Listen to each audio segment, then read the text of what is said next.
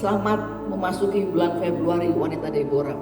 Bulan Februari adalah bulan yang sangat spesial. Selain kita juga ada hari raya Imlek, Chinese New Year, juga ada acara Valentine Day, hari Valentine. Bulan Februari bulan cinta. Hari ini saya ingin berbicara sedikit tentang wanita.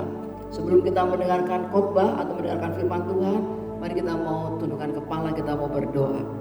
Bapa di dalam surga, kami akan mendengar firman-Mu. Biarlah setiap hari kami boleh haus, kami boleh senantiasa rindu untuk mendengar firman Tuhan. Karena firman itulah yang menjadi pedoman, kekuatan, pegangan dalam hidup kami.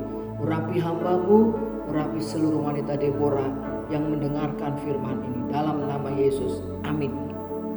Setiap hari kita hanya disibukkan dengan satu kata itu ya, corona atau covid. Setiap hari dunia memperbincangkan hal ini. Tapi hari ini kita mau sebentar merenung kembali tentang wanita. Saya beri tema hari ini adalah wanita lebih berharga dari permata. Di dalam Amsal 31 ayat yang 10 dikatakan, istri yang cakap siapakah akan mendapatkannya? Perhatikan kalimat berikutnya, ia lebih berharga daripada permata. Wanita diidentikan dengan permata karena memang wanita suka permata. Dan permata di sini bukan permata yang ecek-ecek, bukan permata yang imitasi, bukan permata yang KW3, KW4, tapi ia lebih berharga daripada permata adalah permata yang sangat mahal, permata yang ditaruh di istana-istana, permata yang ada di kerajaan-kerajaan, permata yang sangat nilainya besar sekali. Kenapa wanita dikatakan lebih berharga dari permata? Kita akan belajar beberapa hal. Yang pertama, wanita dikaruniai Tuhan sebagai penolong, dikaruniai kekuatan sebagai penolong. Di dalam Kejadian 2 ayat 18 dikatakan, Tuhan Allah berfirman, tidak baik kalau manusia itu seorang diri saja. Aku akan menjadikan penolong baginya yang sepadan dengan dia. Tuhan membawa atau menciptakan kita sebagai wanita sebagai penolong. Ibu-ibu yang dicintai oleh Tuhan, wanita punya peran yang sangat amat penting, punya peran yang amat sangat, menurut saya itu berat. Tapi kenapa wanita kok bisa ya? Seringkali kita mendengar wanita punya 4 gelar menteri agama. Wanita mengajak anak-anaknya untuk setiap hari berdoa, baca Alkitab.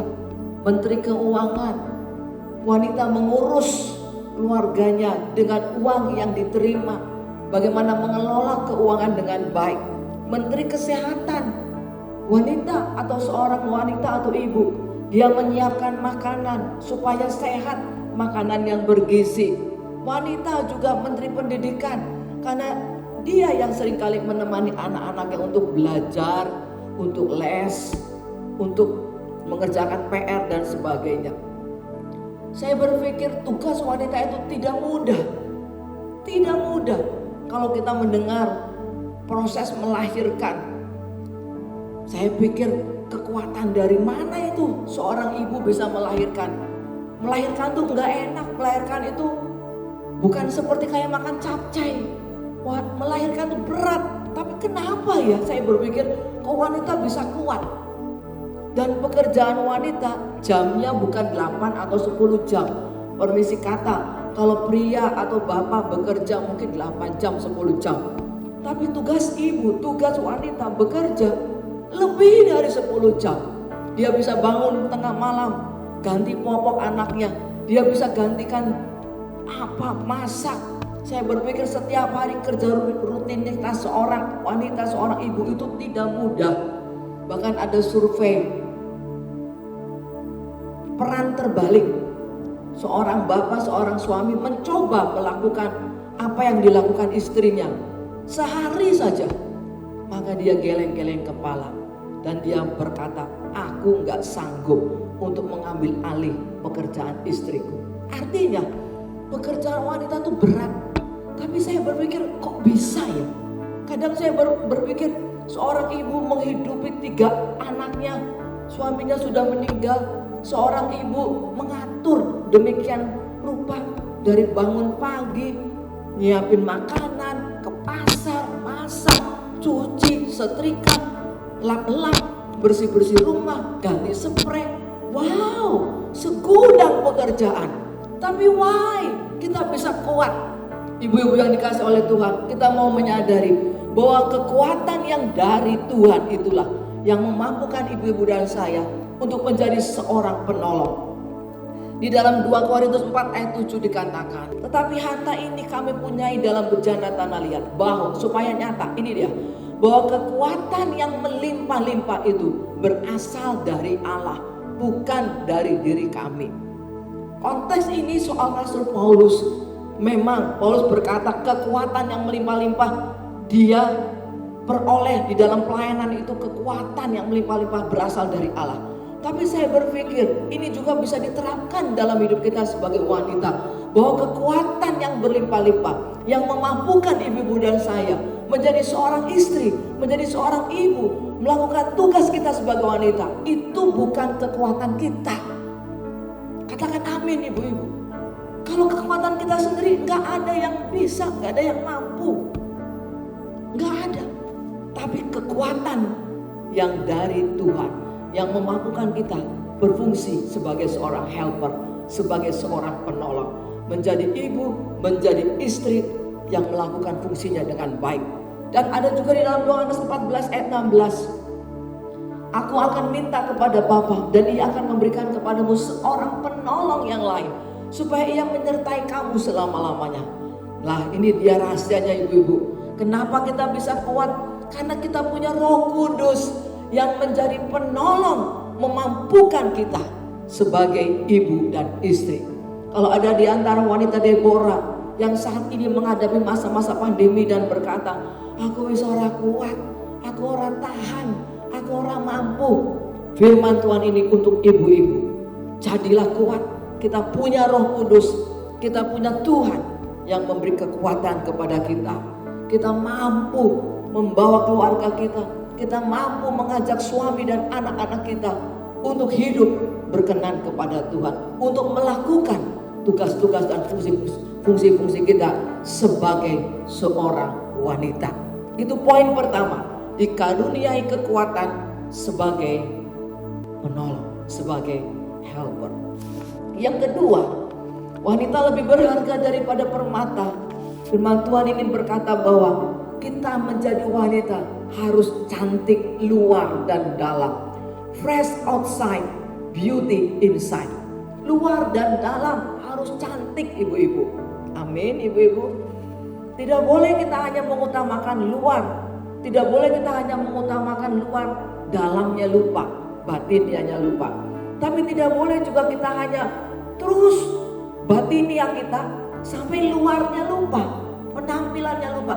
Harus seimbang, harus balance. Luar dan dalam harus sama-sama cantik.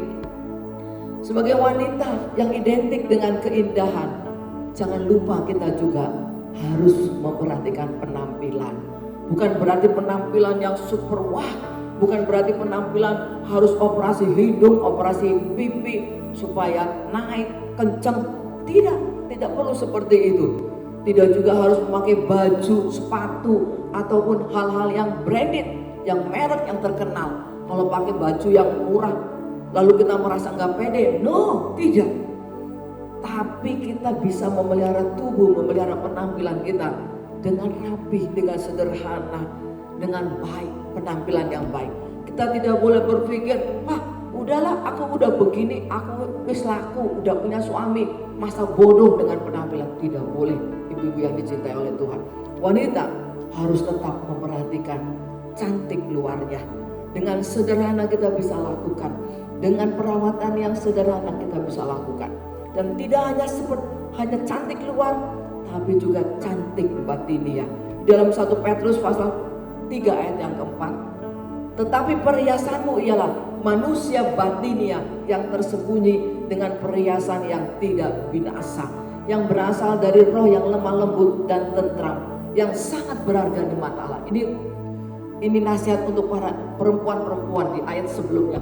Jadi perhiasan kita juga jangan lupa manusia batinia, karakter manusia dalam kita, beauty inside. Jadi manusia karakter, manusia batinia kita harus bagus, harus indah. Ibu-ibu yang dicintai oleh Tuhan, Amsal 31 ayat 30 dikatakan, kemolekan adalah bohong, kecantikan adalah sia-sia, tapi istri yang takut akan Tuhan dipuji-puji. Karakter atau manusia batinia kita yang pertama harus istri takut akan Tuhan. Itu manusia batinia kita yang pertama. Hidup takut akan Tuhan, hidup sesuai dengan kebenaran firman Tuhan. Dan nanti karakter-karakter ilahi akan keluar. Di dalam Amsal 31 tentang puji-pujian untuk istri, dikatakan istri yang baik itu rajin. Istri yang baik itu berbuat baik untuk keluarganya. Perkataannya lemah lembut dan perkataannya penuh kata-kata yang bijak. Jadilah istri yang berpenampilan cantik di luar, dengan perawatan kita tidak masa bodoh, dengan tubuh ini dirawat dengan baik, dan dalam karakter itu tumbuhkan dalam hidup kita menjadi seorang wanita yang takut akan Tuhan dengan karakter-karakter ilahi yang menyertai. Saya ingat kembali di dalam Kidung 4 ayat 7 dikatakan, itu kisah tentang Raja Sulaiman memuji istrinya Sulaiman. Engkau cantik sekali manisku, tak ada cacat celah padamu. Nah, biar ini menjadi sasaran kita khususnya di tahun 2021. Suami atau anak-anak kita bisa berkata kepada kita, engkau cantik istriku, engkau cantik mamaku. Bersama-sama mempunyai tujuan di tahun 2021 ini menjadi wanita yang tak ada cacat celah, dengan penampilan dan karakter Kristus boleh menemani hidup kita. Yang ketiga, wanita lebih berharga daripada permata. Beautiful wife, lovely mother. Amsal 14 ayat 1. Perempuan yang bijak mendirikan rumahnya, tetapi yang bodoh meruntuhkannya dengan tangannya sendiri. Menjadi istri yang baik, istri yang cantik tanda kutip, dan menjadi mama yang luar biasa. Oh, wanita Deborah ini yang menjadi kerinduan Tuhan kepada kita sebagai wanita.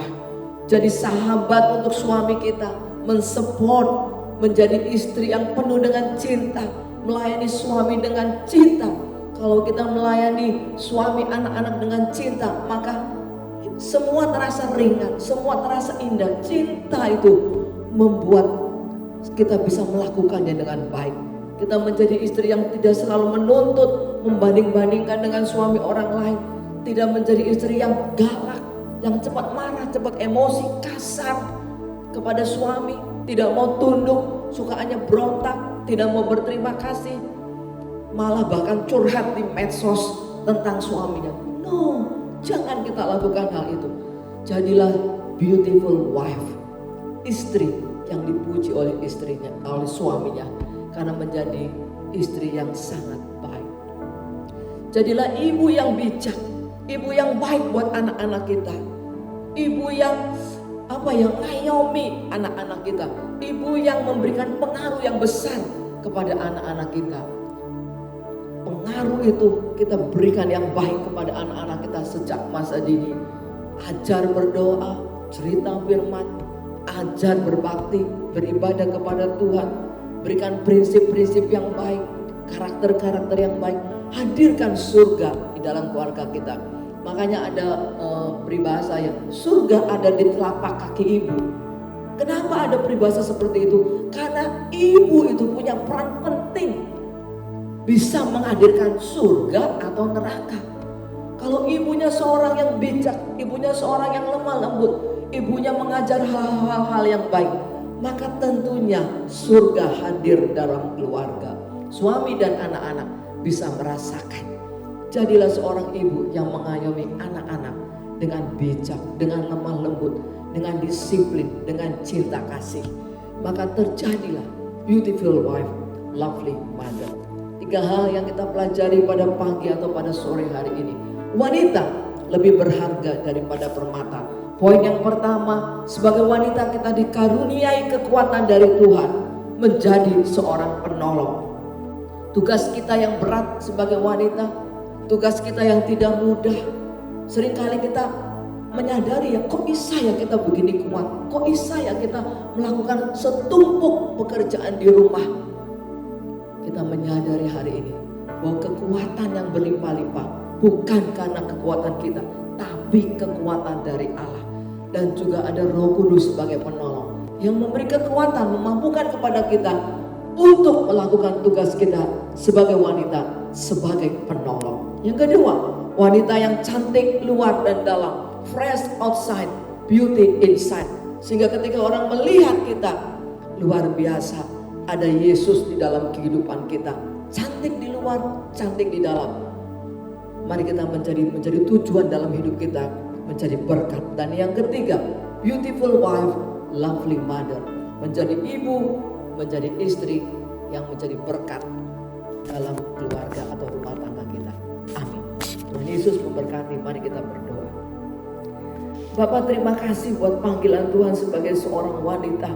Kami diciptakan menjadi seorang penolong. Tugas kami tidak mudah, tugas kami tidak gampang. Tapi kami menyadari kalau kami boleh berfungsi menjadi seorang wanita, seorang istri, seorang ibu, seorang nenek, seorang mertua, seorang mantu. Semua karena kemurahan Tuhan.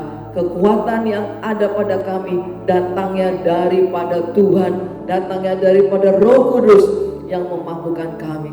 Didik kami terus Tuhan untuk mempunyai perilaku karakter-karakter ilahi, sehingga kami boleh menjadi wanita-wanita yang menjadi berkat di dalam keluarga kami, baik sebagai istri, sebagai ibu, sebagai oma, sebagai mantu, apapun kami boleh menjadi berkat.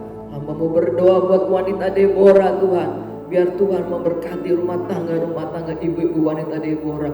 Biar kami boleh Tuhan memiliki keluarga-keluarga yang menjadi berkat. Kuatkan mereka di masa-masa seperti ini, hubungan suami, istri, anak-anak, orang tua, supaya ada keharmonisan, ada kebahagiaan, karena ada Tuhan Yesus di tengah-tengah rumah tangga mereka. Berkati sekali lagi seluruh wanita Deborah. Terima kasih Tuhan. Dalam nama Yesus kami sudah berdoa. Haleluya.